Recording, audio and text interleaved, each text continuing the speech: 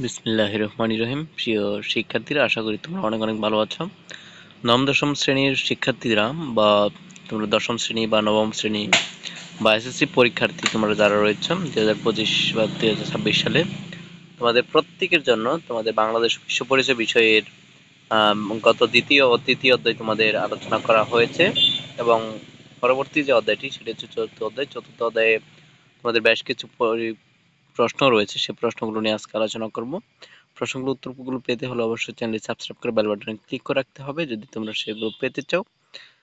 তোমাদেরকে প্রথমত বলবো যে চৌথ অধ্যায়ে বাংলাদেশের ভূপ্রকৃতি ও জলবায়ু অধ্যায়ের এই অধ্যায় থেকে তোমাদের বেশ কিছু প্রশ্ন রয়েছে, সেগুলো একটু ভালো লক্ষ্য রাখার জন্য, যেন তোমরা সেগুলো বুঝতে পারো। এবং যদি বুঝতে না পারো আমাদের এখানে কমেন্ট সেকশন আছে, সেখানে তোমরা যোগাযোগ করতে পারবে। এখানে সেখানে হোয়াটসঅ্যাপ লিঙ্ক দেওয়া থাকবে, সেখানে তোমরা যোগাযোগ করতে পারবে।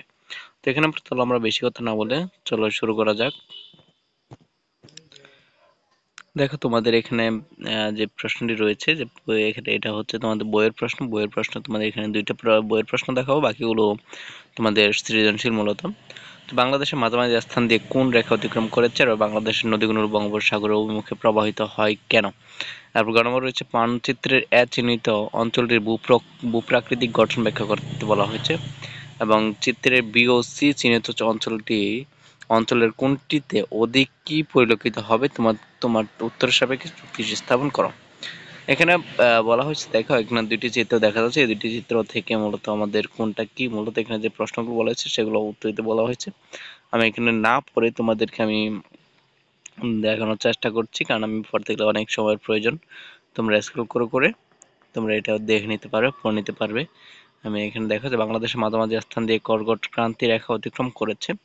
তারপর দ্বিতীয় প্রশ্নটি, বাংলাদেশের উপর দিয়ে বয়ে গেছে অসংখ্য নদ-নদী, এগুলোর মধ্যে পদ্মা, মেঘনা, যমুনা, ব্রহ্মপুত্র, শীতলক্ষ্যা, কর্ণফুলী ইত্যাদি প্রধান। বাংলাদেশের ভূখণ্ড উত্তর হতে দক্ষিণ দিকে ক্রমশ ঢালু, ফলে এসব নদ-নদী, উপনদী ও শাখা নদীগুলো উত্তর দিক হতে দক্ষিণে বঙ্গোপসাগর অভিমুখে প্রবাহিত হয়। এ হচ্ছে তোমাদের প্রশ্ন উত্তর। ক খ এবং গ গ প্রশ্ন উত্তরগুলো দেখানোর চেষ্টা করব। এ হচ্ছে তোমাদের ঘ নম্বর প্রশ্ন উত্তর, আর এরপরে রয়েছে তোমাদের গ নম্বর প্রশ্ন উত্তর। এ হচ্ছে ঘ নম্বর প্রশ্ন উত্তর। আমি বেশি আমি এখানে না পড়ে তোমাদেরকে আমি দেখানোর চেষ্টা করতেছি, কারণ আমি এখানে পড়তে গেলে আমার পরে অনেক প্রয়োজন, আমার পরে অনেক সময় চলে যাবে, সেজন্য আমি বেশি দীর্ঘায়িত করছি না। তারপর দেখো যে দ্বিতীয় নম্বর প্রশ্ন যেটি আছে, যে চিকনাগুল কি, কালবৈশাখী ধারণাটি ব্যাখ্যা করা হয়। অথবা চিকনাগুল, এখানে আমি জাস্ট স্ক্রল করে করে যাচ্ছি, এখানে তোমরা একটু বুঝে নেবে। চিকনাগুল হলো বাংলাদেশের উত্তর পূর্বাঞ্চলে অবস্থিত একটি পাহাড়। তারপর খ নম্বর রয়েছে কালবৈশাখী। কালবৈশাখী বাংলাদেশের একটি ঝড়ের নাম। বাংলাদেশের গ্রীষ্মকালে দক্ষিণ পশ্চিম মৌসুমী বায়ু প্রবাহিত হয়ে থাকে। একই সময় পশ্চিম উত্তর দিক, পশ্চিমাতে শুষ্ক ও শীতল বায়ু প্রবাহিত হয়। এই দুই বায়ু মুখোমুখি হলে যে ঝড় সৃষ্টি হয় তাকেই কালবৈশাখী ঝড় বলা হয়। তারপর দেখা হলো গ নম্বর প্রশ্ন উত্তর। গ নম্বর প্রশ্ন উত্তর এবং ঘ নম্বর প্রশ্ন উত্তর আমি এখানে দেখানোর চেষ্টা করব, তোমরা একটু মনোযোগ সহকারে প্রশ্নগুলো উত্তর দেখবে। এটা হচ্ছে গ নম্বর প্রশ্ন উত্তর। তুমি যদি একটু মনোযোগী হও, এরপরে ঘ নম্বর প্রশ্ন উত্তরটা তোমরা একটু দেখতে পাবে। এটা হচ্ছে ঘ নম্বর প্রশ্ন উত্তর, তোমরা যদি একটু লক্ষ্য করো, এটা হচ্ছে ঘ নম্বর প্রশ্ন উত্তর। কেমন প্রিয় শিক্ষার্থীরা? আমি আশা করবো যে তোমরা একটু মনোযোগ সহকারে, গুরুত্ব সহকারে একটু মনোযোগ দিয়ে দেখবে। না হলে আসলে করার কিছুই নেই, কারণ অনেকগুলো প্রশ্ন,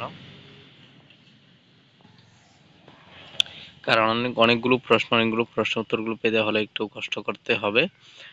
দেখো এর পরবর্তী যে প্রশ্নটিগুলো রয়েছে, বাংলাদেশের মোট ক্ষেত্রের পরিমাণ কত বর্গ মাইল, আর ভূমিকম্পকে কেন ভয়াবহ প্রাকৃতিক দুর্যোগ বলা হয়? বাংলাদেশের মোট ক্ষেত্রের পরিমাণ হচ্ছে 56,977 বর্গ মাইল। ভূমিকম্পকে কেন ভয়াবহ প্রাকৃতিক দুর্যোগ বলা হয়? ভূমিকম্পের ফলে পৃথিবীতে বহু পরিবর্তন ও ব্যয় ক্ষতি সাধিত হয়। ভূমিকম্পের ফলে ভূত্বকে অসংখ্য ফাটল ও চ্যুতির সৃষ্টি হয়। ভূমিকম্পের ফলে কখনো সমুদ্রতলের অনেক স্থান উপরে ভেসে ওঠে। এসব কারণে মূলত একটু দেখা যায়। এরপর গ নম্বর প্রশ্নের উত্তরটা একটু তোমরা দেখো। গ নম্বর প্রশ্নের উত্তরটা এবং পাশাপাশি আরো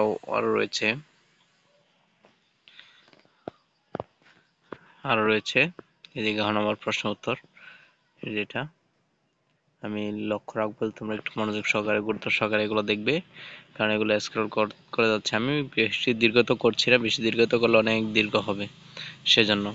দেখো এই যে এরপর যে প্রশ্ন রয়েছে, প্রশ্ন উত্তরটি হচ্ছে এই যে এখানে ক খ গ, এবং পাশাপাশি তোমাদের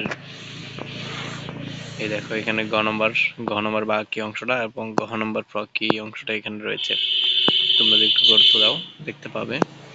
তারপর 3 নং প্রশ্নে চলে যাচ্ছে। 3 নং প্রশ্নে মায়ানমারের জলবায়ু কোন ধরনের? মায়ানমারের জলবায়ু ক্রান্তীয় মৌসুমী ধরনের। ক্রান্তীয় মৌসুমী জলবায়ু বলতে কি বোঝায়? ক্রান্তীয় অঞ্চলে ক্রান্তীয় জলবায়ু বিরাজমান থাকে। এই ধরনের জলবায়ু মোটামুটি উষ্ণ, আর্দ্র ও সম্ভাবনাপূর্ণ।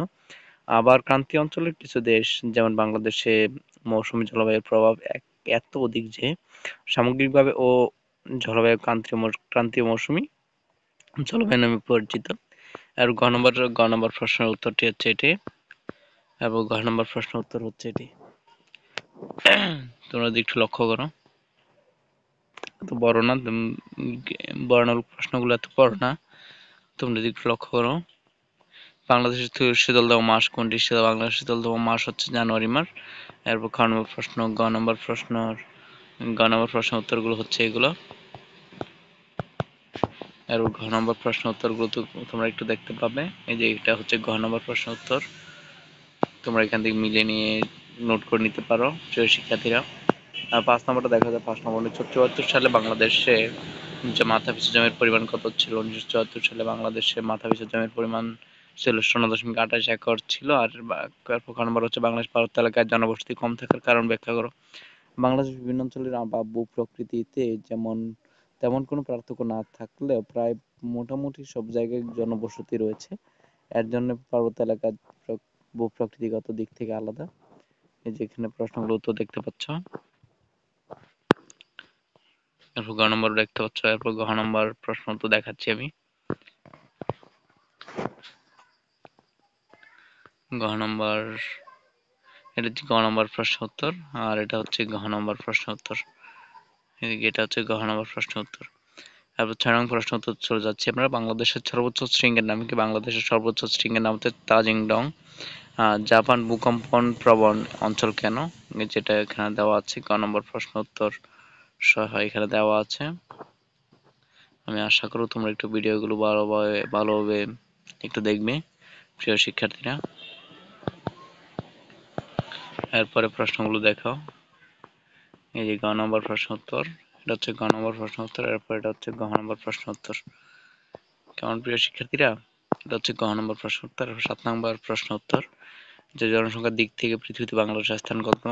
জনসংখ্যার দিক থেকে পৃথিবীতে বাংলাদেশের স্থান 9ম। এবার সিসমিক রিস্ক জোন বলতে কি বোঝায়? যে এখানে এটা উত্তর দেওয়া আছে। আমি এখানে স্ক্রল করে যাচ্ছি। লোগো বলে বর্ণনা করা হয়েছে। এই বলয়ন সমূহকে বলা হয় সিসমিক রিস্ক জোন।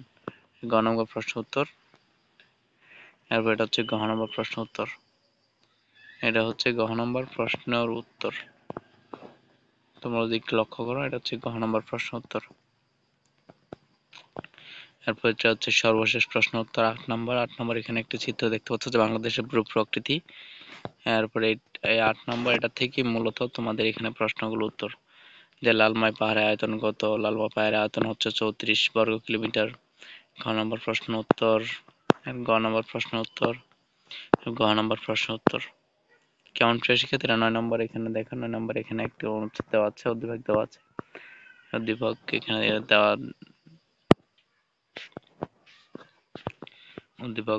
উদ্দীপক দিয়ে এরপর এখানে সৃজনশীল গুলো দেওয়া আছে ক নম্বর, খ নম্বর প্রশ্নগুলো দিয়ে। প্রথমে তো বলা হয়েছে কর্কট ক্রান্তি রেখার অক্ষাংশ কত? কর্কট ক্রান্তি রেখার অক্ষাংশ 3.5 ডিগ্রি। উত্তর এখানে খ নম্বর প্রশ্ন উত্তর। গ নম্বর প্রশ্ন উত্তর। গ নম্বর প্রশ্ন উত্তর এখানে দেওয়া আছে। আশা করি তোমরা বুঝতে পারছো প্রিয় শিক্ষার্থীরা। আজকের জন্য এতটুকু। পরবর্তী ভিডিওগুলো পেতে হলে অবশ্যই চ্যানেলটি সাবস্ক্রাইব করে বেল বাটনে ক্লিক করে রাখবে।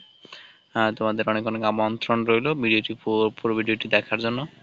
আশা করি এখান থেকে তোমরা অনেকটাই বুঝতে পারবে। তোমাদের এখানে অনেকগুলো প্রশ্ন, সেজন্য স্ক্রল করে দেখানোর প্রয়োজন হয়, না হলে তোমরা আসলে কিছু বুঝতে পারবে না, অনেক দীর্ঘায়িত হয়ে যাবে। সেজন্য মূলত স্ক্রল করে করে তোমাদেরকে দেখানোর চেষ্টা করছি। তোমরা বিরক্তিবোধ না করে, তোমরা একটু কষ্ট না নিয়ে তোমরা এগুলো একটু দেখতে পারো কষ্ট করে। তো প্রিয় শিক্ষার্থী, আজকের জন্য এতটুকু। পরবর্তী ভিডিওগুলো পেতে হলে অবশ্যই আমাদের পাশে থাকতে হবে। ধন্যবাদ তোমাদেরকে অসংখ্য।